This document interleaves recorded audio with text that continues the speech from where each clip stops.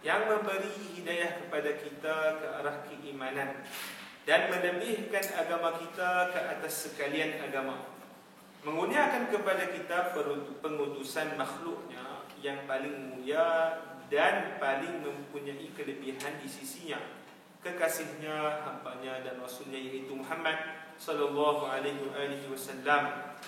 Melaluinya dia menghapuskan penyembahan berhala, dia memuliakannya dengan Al-Quran yang menjadi mukjizat yang tetap kekal walaupun melalui peredaran zaman. Maksudnya dah melalui peredaran zaman tapi mukjizat Al-Quran masih kekal. Kita syarahnya itulah. Okey. Dia memuliakan dengan Al-Quran yang mempunyai mukjizat yang tetap kekal walaupun melalui peredaran zaman. Mukjizat yang mencabar semua manusia dan jin. Mukjizat yang menjadikan semua ahli kesesatan dan pelampauan diam bisu. At-Turah. Dia juga menjadikan Al-Quran sebagai basahan bagi hati mereka yang menjadi penglihatan, yang mempunyai penglihatan dan makrifat. Hati mereka yang mempunyai penglihatan disebut basirah. Perkataan basirah diterjemahkan sebagai mata hati. Basirah. Tapi kalau basar, mata kasar gitu. Mata kasar. Apa lagi saya kata dalam bicara. Okey, dia memudahkan untuk mengingatinya. Dia tu siapa? Tu Allah. Dia tu buat ingat itu Allah, berbalik pada Allah Taala. Okey, dia yakni Allah memudahkan untuk mengingatinya sehingga mampu dihafal dengan baik walaupun oleh kanak-kanak hingusan. Dia menjamin penjagaan terhadap mukjizat tersebut daripada dinodai oleh perubahan dan pembaharuan. Mukjizat itu tetap terpelihara dengan kelebihan Allah dan pujiannya sepanjang pertukaran siang dan malam. Dia memberikan laluan kepada mereka yang mengambil berat tentang ilmu-ilmu yang terkandung di dalamnya kepada orang-orang yang terpilih. Mereka terdiri daripada orang-orang yang mempunyai ketelitian dan kecerdikan. Dengan itu mereka menghimpunkan semua seni yang boleh melapangkan hati mereka yang berkeyakinan. Baik, itu 45. Itu aku memuji. Okay, kita baca dulu sampai kepada semua ini. Okay. Aku memuji Allah disebabkan kurnianya itu dan lain-lain nikmatnya yang tidak terhitung, khususnya nikmat keimanan. Aku memohon daripada Allah agar diberikan keredaannya kepadaku, kepada seluruh sahabat-sahabatku dan seluruh muslimin. Aku menyaksikan bahawa tiada Tuhan melainkan Allah, Tuhan yang Maha Esa, tiada sekutu baginya, dengan satu penyaksian yang menghasilkan pengampunan dan menyelamatkan pengucapnya daripada kepanasan neraka serta menyampaikannya kepada kenikmatan syurga. Sesungguhnya Allah Subhanahu wa taala mengurniakan agama yang diridainya, iaitu agama Islam, kepada umat ini. Ini kita ini berkenaan dengan mukaddimah. Baik. Berkenaan dengan mukaddimah, kita kalau boleh syarahkan syarah yang secara detail, tapi kita akan ambil go through secara umum. Berkenaan yang pertama, poin yang pertama kita kena tahu adalah berkenaan dengan biodata Imam Nawawi rahimahullah. Biodata Imam Nawawi rahimahullah. Daripada mukaddimah ni kita tahu kan biodata dia. Kita katakan bahawa Imam Nawawi nama dia adalah Yahya bin Sharaf. Yahya bin Sharaf. Itu nama Yahya bin Sharaf bin Hizam An-Nawawi. An-Nawawi dia punya nisbah kepada tempat asal dia. Nawawi, siapa yang tahu, dia asal daripada mana? Nawa, di kawasan Nawa, iaitu Syria. Syria lah sekarang ni dah ada orang bom kubur dia tu, dengan ISIS bom kubur dia di Nawa tu. Dia tumbuh pokok kat atas kubur dia, pokok besar itu. Tu antara keajaiban. Dia ada dua kubur wali yang tumbuh pokok besar atas kubur dia. Yang pertama Imam Nawawi, satu lagi Imam Abdul Salam bin Mashish di Morocco. Itu yang dia tumbuh pokok besar. Okey, Imam Nawawi tadi nama Yahya bin Sharaf bin Hizam An-Nawawi. Itu nama dia. Tapi beliau digelar sebagai Abu Zakaria. Okey, tradisi ulama apabila nak meletakkan kunyah, bila kita sebut kunyah ni Abu Hurairah. Perkataan ada Abu ke, Ibnu ke depan, Ummu ke, macam kan? Ummu Sulaim, Ummu Salamah, Abu Hurairah, Ibnu, kan? Misalnya tu yang ada perkataan Ibnu, Abu tu dipanggil istilah apa? Kunyah. Kunyah. Secara adatnya di sisi tradisi ulama dalam menamakan nama timbangan-timbangan setengah ulama, apabila nama Yahya dia akan letakkan Abu Zakaria. Bila apa? Kalau nama Yahya dia akan letakkan Abu Zakaria. Tetapi kalau namanya Zakaria dia akan letak Abu Yahya, terbalik. Bila apa? Kalau contohnya dia letakkan Ali, kunyah dia akan jadi confirm Abu Hasan. Dia memang macam tu tradisi dia. Tradisi dia pergi tradisi pergi ahli hadis ni macam tu. Kalau contoh seseorang nama Abdullah. Abdullah ada kadang-kadang Abu Muhammad. Abdullah.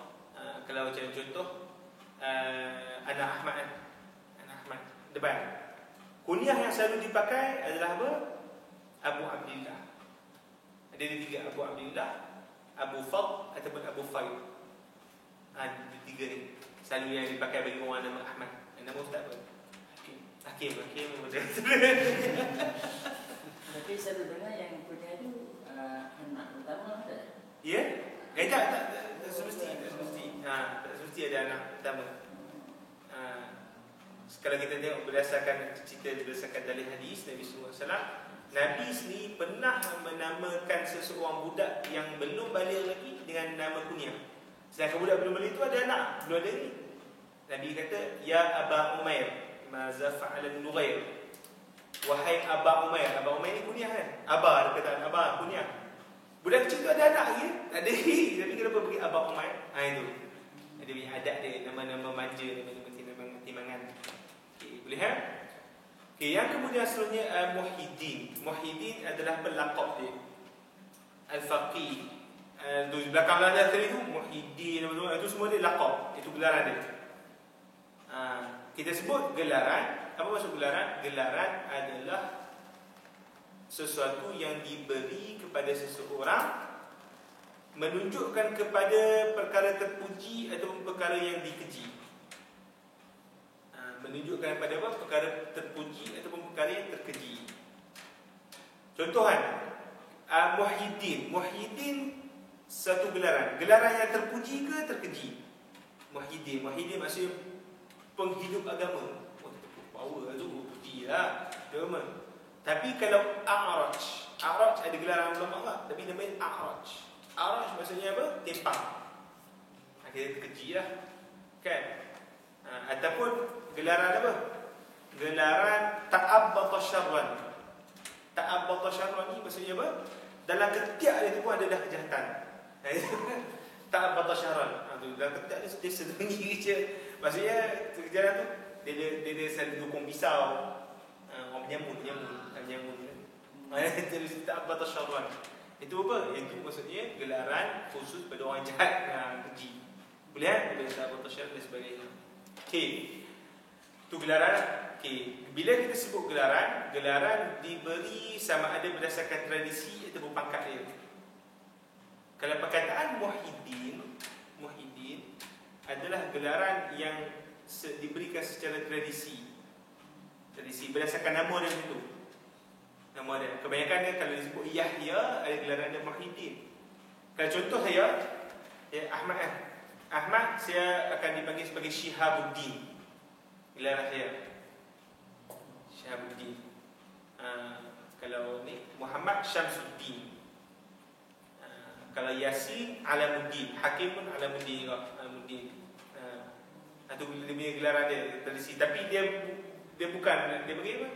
Strict sangat, tapi fleksibel. Ada yang kadang-kadang tukar. Tapi kebanyakan kita tengok dalam kitab-kitab hadis, nanti kita masuk level tinggi sikit.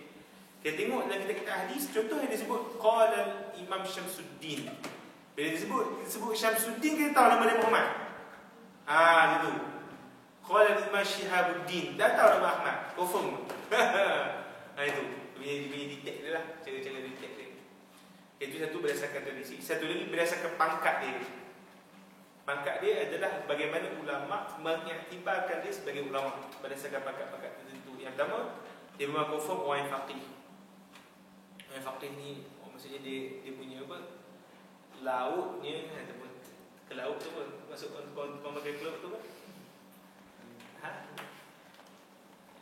nak kata ke laut tu sila takkan mesti ke laut, bukan, maksudnya tabakur ni apa, dia macam laut lah, dia punya ilmu dia tu, melaut, dalam luas semua tahu. Faqih dalam ilmu fiqh, faqih. Kalau disebut mutakallim, iaitu khusus pada ilmu kalam. Dia memang power ilmu kalam. Yang dia pilih ni disebut apa? Faqih, orang power dengan fiqh. Kemudian wara' zuhud, orang yang memang ada orang yang soleh, boleh. Kemudian kita kata kuat ingatan dan hafalan, adalah dia memang yang hafiz, orang yang hafal Quran dan sebagainya lah, hafal Quran dan hafal hadis. Baik, sedikit kita cerita sikit Imam Nawawi, ambil satu sudut dia daripada kehidupan dia. Imam Nawawi memang sebenarnya dilahirkan oleh umat Islam, Allah SWT lahirkan dia sebagai satu adalah kemuliaan bagi mazhab Syafi'i dan kemuliaan bagi agama. Jadi memang dilahirkan untuk itu, dan tak pernah berkahwin, mati umur 40 kan, pada 6 meninggal 676 Hijrah, 676 Hijrah, tak berkahwin. Itu kalau kita penimbalan nak kahwin kan, penimbalan nak kahwin. Okey, yang kedua, Imam Nawawi rahimahullah, dia daripada kecil ni dia memang apa, dalam keadaan dia tak main dengan budak-budak. Daripada kecil dia memang hafal Quran. Contoh yang disebutkan dalam, ada terjemah buku nama dia Tuhfatul Talibin berkenaan dengan sejarah ataupun kisah hidup Imam Nawawi, karangan Alauddin Al-Attar. Alauddin Al-Attar ni nama Imam Nawawi. Imam Nawawi itu dia ceritakan bahawa waktu budak-budak Imam Nawawi umur 7 tahun, budak-budak ajak nak main, budak-budak ni tarik dia. Lepas tu ibu dia iaitu Syekh Yasin Al-Muraqishi nampak Imam Nawawi dia nangis, tak nak main dengan kawan dia umur 7 tahun. Sambil dia sebut tak nak main, sambil yang belakang nak nangis, dia ngulang Quran dia. Dia ngulang Quran dia. Tu nak kata dia ni, orang ni memang dilahirkan bukan untuk khusus. Macam sahabat kita DQ ni tahu lah kan, macam mana ngulang Quran apa semua tu. Yang tu memang subhanallah, betul lah, memang dilahirkan macam tu. Dan kemudian memang Allah Subhanahu Wa Taala khususnya bagi kita mazhab Syafi'i, kerana dialah disusunkan mazhab Syafi'i itu secara apa, nak kata level yang lengkap. Zaman dia yang pelengkap ni semua, tak ada orang lepas tu boleh challenge. Kita tahu biasanya mazhab Syafi'i punya level tingkatan dia. Mula-mula daripada Imam Syafi'i sendiri, level Imam Syafi'i, kita beri imam untuk nak melengkapkan mazhab ni. Kemudian yang kedua kepada apa? Kepada level daripada Ashabul Wujuh. Bisa ingat Ashabul Wujuh? Tak bisa ingat. Sabar, kita cerita dulu. Okey, Ashabul Wujuh. Kemudian lepas Ashabul Wujuh datang yang kedua imam ni, khidmat khusus bagi mazhab Syafi'i, iaitu Imam Haramain dengan Imam Ghazali. Bisa ingat? Imam Ghazali bisa ingat? Imam Haramain dengan Imam Al-Ghazali rahimahullah. Dia ni yang kumpul semua balik nak stablekan balik mazhab. Yang mana yang tak termasuk dalam mazhab dia buang semua, dia kumpulkan, compile pandangan-pandangan Imam Syafi'i dan pandangan-pandangan ashab Imam Syafi'i, ada nama Imam Syafi'i dan sebagainya. Okey, itu level kedua. Level kedua, 3. Level yang keempat adalah datang sebagai muharrir mazhab. Muharrir mazhab ada 2. Iaitu pertama Imam Rafi'i, Imam Rafi'i. Yang kedua adalah Imam Nawawi rahimahullah. Dia punya 2 ni. Dia orang dipanggil sebagai muharrir mazhab. Dia orang yang meletakkan istilah mazhab. Kalau macam bisa dengar istilah mazhab al-asah, sahih, azhar, qaul, mudrak, apa semua itu dia orang ni, Imam Nawawi ada yang tak. Untuk apa? Untuk di mazhab Syafi'i itu bersistem. Secara bersistem. Maksudnya macam kita contoh kan, satu ilmu, satu pemikiran tu kadang-kadang tak awam-awam. Tapi bila kita letakkan dia punya istilah term-term tertentu, dia akan jadi apa? Dia stable lah, betul tak? kita boleh untuk nukilkan secara bersistem. Itu Imam Nawawi rahimahullah. Dia puasa setiap hari. Dia daripada kecil dari itu. Dia bagi saum mudah kecuali hari-hari haram. Dia puasa setiap hari. Lepas tu meninggal awal. Kan tu Imam Nawawi rahimahullah. Jadi kalau nasihat, siapa yang nak betul-betul faham cinta ke ilmu, baca video tarik. Mengaji 12 kelas pelajaran setiap hari. 12 kelas. Tapi yang disebut 12 kelas tu, dia bagi qira'atut tadqiq wa tafhis wa tahqiq. Maksudnya 12 kelas dia dengan guru dia adalah melalui pembacaan yang dia detail, pertanyaan, mengeluarkan hukum hakam yang detail. Kalau kita 12 kelas kan, betul tak? Tapi hidup, zing, golek-golek semua. Tak, tapi Imam Nawawi tak. Antara guru dia adalah Imam Ibn Malik. Biasa kenal Imam Ibn Malik yang Alfiah, pengarang Alfiah. Tak senang tak? Oh, tak pernah? Oh, tak apa. Saya dengarkan dia kenal guru. Okey. Dan memang kalau kita kata ajib surah 12 jam. Kalau kita satu kelas 12 kelas. Satu kelas, satu kelas makan masa 2 jam. Berapa jam dia dah habis? 12 jam. Dia dah tidur. Itu kita pelik tu Imam Nawawi. Dia memang disebut kan dalam madrasah Rahawiyah, dia memang tidur duduk. Tak nak bagi. Itu selama 2 tahun dia belajar madrasah Rahawiyah. Dia kita ada itu patah belakang gue. Tapi khusus lah. Tapi dikatakan khusus memang antara matlamat objektif dia buat benda tu adalah waktu zaman dia tahun 676 tu adalah zaman Baghdad kena serang dengan Tatar. Dan juga jatuhnya di Cordoba. Dan dia waktu tu dikatakan oleh Syekh Osama Syed Azhari, dia wakilkan diri dia relakan diri dia tu untuk apa? Untuk menjaga agama. Dia hafal semua benda dia dapat. Untuk apa? Dan dia semua benda disusun. Lah kali kita tengok apa kita ada. Pertama, kalau dalam bahasa Arab ada kita ada tahzibul asma' wal lughat. Tu contribution dalam bahasa Arab. Contribution dia dalam bidang hadis, syarah Sahih Muslim. Saya dengar Sahih Muslim. Salah satu daripada kitab hadis yang masyhur. Dia buat waktu umur bila? 23. Umur 23. Kita 23 berapa? Panjat pokok durian lah. Yang 23. Kan?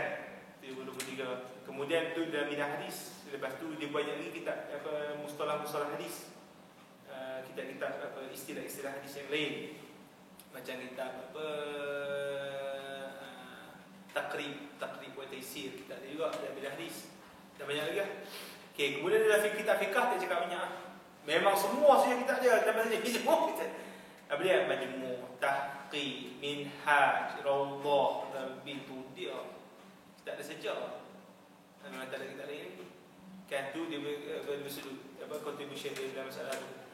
Dan banyak lagi lah kita dah sebut. Usul fiqhnya apa semuanya. Sehingga kitab dia yang paling agung kitab Majmu'. Yang tu tak ada siapa boleh challenge. Kitab Majmu' syarah Imam, syarah Majmu' Hazard Syirazi. Saya mengaji yang pula sebab satu jilid kan. Sampai muntah-muntah. Dia punya payah dia tu. Boleh tu secara umum. Okey. Kita tengok mukadimah. Secara mukadimah yang kita sebut tadi, kita taklah syarah satu-satu. Mukadimah yang Tuan Imam Nawawi sebutkan tadi adalah berkaitan dengan bahawa Al-Quran itu pertama ia datang daripada Allah Subhanahu Wa Taala. Pertama, okey. Dan yang kedua, Al-Quran itu sebagai satu mukjizat. Tu kan? Nampak kata mukjizat. Sebagai satu mukjizat. Okey, Al-Quran datang daripada Allah Subhanahu Wa Taala, kemudian daripada Nabi sallallahu alaihi wasallam. Dan pertama yang kita kena faham sebagai seorang Muslim, aspek kenaan dengan Al-Quran yang ditekankan oleh Imam Nawawi di sini adalah apa? Bahawa dia adalah mukjizat. Mukjizat. Bila kita sebut mukjizat, apa maksud mukjizat?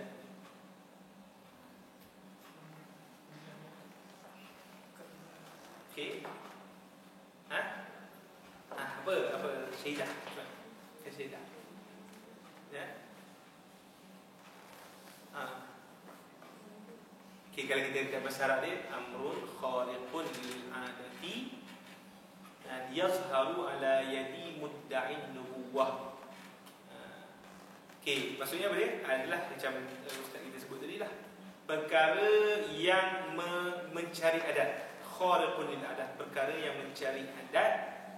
Okey, mencari adat yang zahirnya itu daripada mana? Di tangan orang yang mendakwa kenabian. Orang yang apa? Mendakwa kenabian.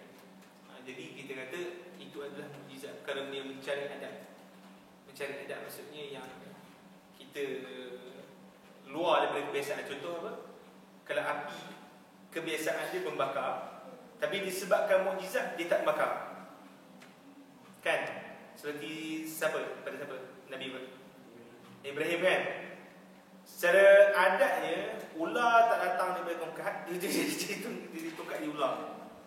Nabi Musa kan, secara adat dia punya qanunnya Allah SWT letakkan ni boleh berubah dari satu qudrat Allah SWT kan, mukjizat. Okey, tapi kat sini Al-Quran sebagai mukjizat kira kita sebut dekat sini tanpa orang kata kena boleh kita kan. Okey, sebagai mukjizat ini tidak menjadi usang lantaran penolakan yang berterusan dan perubahan zaman. Dia memudahkan untuk mengingatnya sehingga mampu dihafal dengan baik walaupun oleh kanak-kanak hingga usang. Tak apalah secara umum. Yang Imam Nawawi rahimahullah nak menunjukkan bahawa isu berkaitan dengan mukjizat ini adalah benda yang paling berkenaan dengan Al-Quran ini. Mukjizat ini memang paling pelik lah. Kita dah berapa tahun dah sekarang? 1400 tahun kan jarak kita dengan Nabi SAW. Tapi bagaimana Al-Quran itu terjaga bukan pada level apa? Bukan pada level perkataan saja, pertambahan perkataan, selewengan ayat, bukan maksudnya sekadar itu Al-Quran dijaga. Tapi Al-Quran itu dijaga pada level apa? Pada level sebutan huruf yang tepat. Tu yang Al-Quran jaga. Betul tak? Sebutan huruf. Ada tak kita gabung kan, macam budak-budak baca. Contoh dia campur adukkan sa dengan sa. Ada? Memanglah dia akan sebut bawah, tapi kita tegur je. Orang akan marah kerana dia berterusan lalu.